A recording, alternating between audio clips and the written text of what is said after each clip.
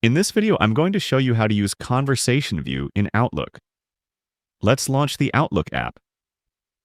Open an email from your inbox. Suppose you have communicated with this recipient back and forth a couple of times. But normally, if you want to find the previous conversations, you have to search separately in the inbox and Sent items. The Conversation View is a way Outlook automatically organizes our mails.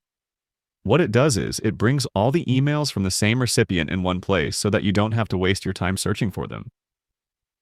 In the title bar, click on View.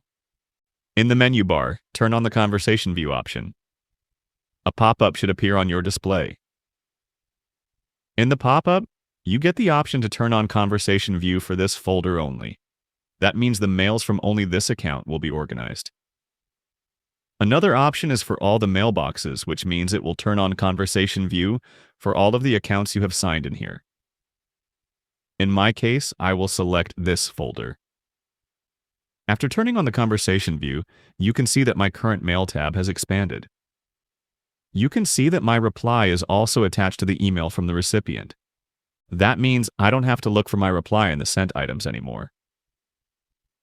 There are some extra features available here also. In the menu bar, click on Conversation Settings.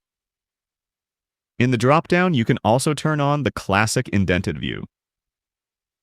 What it does is, it organizes your emails like a system of normal text messages.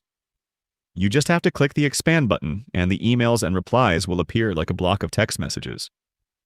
Following these steps, you can turn on the Conversation View easily.